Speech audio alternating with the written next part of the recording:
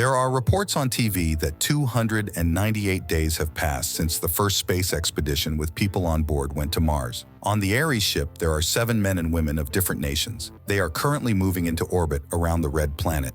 To ensure minimal energy expenditure, the ship had to overcome gravity and enter the elliptical orbit of the Sun, known to engineers as the Hockman trajectory. Mars holds many secrets. In 1999, researchers could not detect the general magnetic field of Mars, but they found separate magnetic fields from strange gravitational anomalies. The captain of the ship, Andrei Vishniak, goes on air. The man explains that half a century ago, man set foot on the moon and now must explore the red planet. Although it took much longer than expected, humanity must prove that they are capable of achieving goals that seem unattainable. The countdown begins, the ignition is turned on, and the ship sets off. But when approaching Mars, the descent module crashes. Although all the equipment was broken, the people remained safe, all except the captain, who died in his place. The survivors soon realized that their situation is very difficult. It is impossible to restore pressure in the hangar, and the all-terrain vehicle is destroyed. But most importantly, the Ares computer malfunctioned. It is now in orbit just above their heads, but it cannot enter the atmosphere, and there are no other landers on board. A rescue expedition may be sent from Earth, which means they need to stay alive until that time. This will be about 26 months plus another year due to orbital problems. Yet the astronauts are determined to survive. People know that the atmosphere of Mars contains traces of water and decide to find it. They will have to get used to it, not drink a lot and breathe less. The supply that is on board will last 6 people for a year, so people can survive 15 months at best. They have recirculating systems, so the water can last for a couple of years. But these systems need energy, and it will run out in about a year. Oxygen can be obtained from the atmosphere of Mars, where it is found in the form of carbon dioxide, but it also requires energy. This conversation is interrupted by Jenny Johnson. Living in such conditions, they will simply go crazy. Then Herbert sums it up. They are no longer an expedition to Mars. They are shipwrecked. Everyone needs to accept the inevitable suffering and inconvenience. The captain's place is taken by chief engineer and pilot Suzanne. She starts handing out assignments. Luke must rewrite everything they have in detail. But the main thing is to understand what happened, and Fidel Rodrigue will do this. People need space, which means they can throw away the beds they were accelerated on. Herbert must think about how they can get the necessary resources from the surface of Mars. Jenny offers to take care of the grave for the captain, but the others do not agree to waste their resources on rituals that no one needs, and also because they will bring foreign bacteria to Mars. The men eventually carry the captain's body outside and bury him in the Martian soil. The men then check the tanks. They were torn off during the disaster, so that not a drop of fuel remained,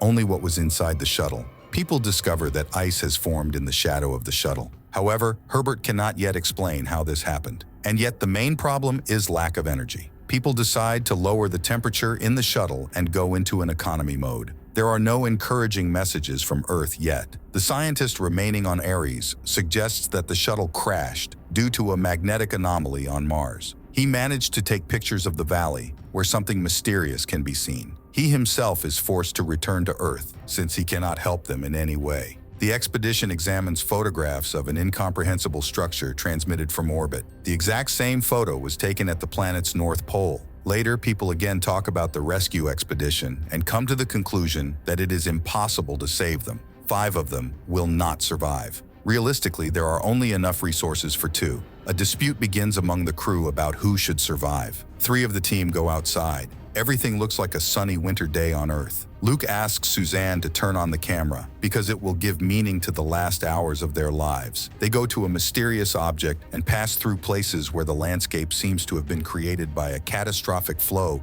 thousands of millions of years ago.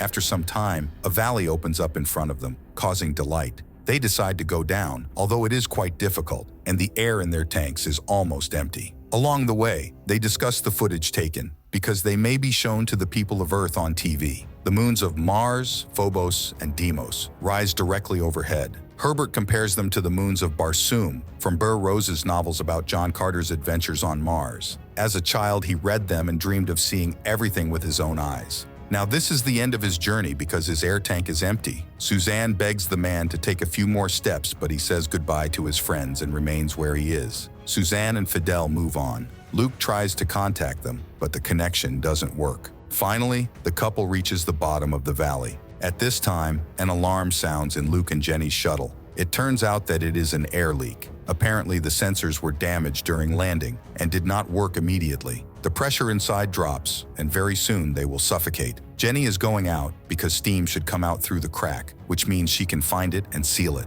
But Luke asks to admit defeat and offers to end their lives in each other's arms. The woman is amazed by his cowardice. Meanwhile, Suzanne and Fidel enter a strange cave with absolutely smooth walls. Then they see drawn symbols on the stones, which could only be done by intelligent creatures and most likely similar to humans. Fidel is delighted because they have discovered the remains of an alien civilization. The couple walks along endless corridors. At this time, Jenny is going outside and not agreeing to die. Susanna and Fidel continue to explore the cave and enter a corridor where a light suddenly comes on. They realize that despite the fact that they did not go through the airlocks, pressure is somehow being held in this place. Fidel takes off his glove, despite Susanna's request not to leave her alone, and nothing happens. The man opens his helmet and breathes. Suzanne also opens her helmet. Fidel believes that this place is much older than the Earth's pyramids. However, there are many similarities. Apparently, civilizations developed in parallel. People walk through the maze and try to find the meaning of the building and the symbols on the walls. Fidel turns into one of the passages and suddenly falls. Susanna rushes to help,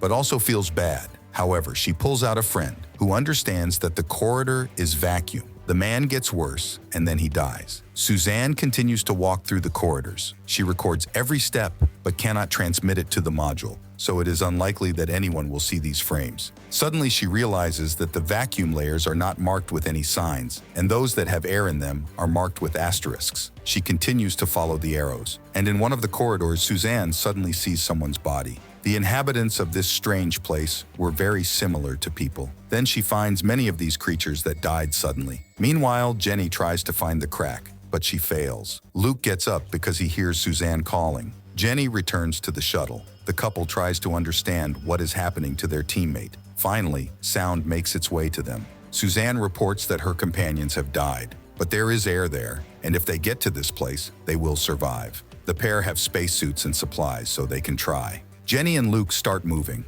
They go through the same path as Suzanne. Then they fall to the bottom of the valley, where they find water, clean air, and primitive lichens that can be used as food. This means that many years ago, the planet was inhabited, but what happened here is still unknown. Apparently, when Mars cooled, people made these tunnels that could accumulate air, but life became more and more difficult, and they did not survive. But the remnants of the Ares crew now have a chance to survive in these conditions and wait for help from Earth.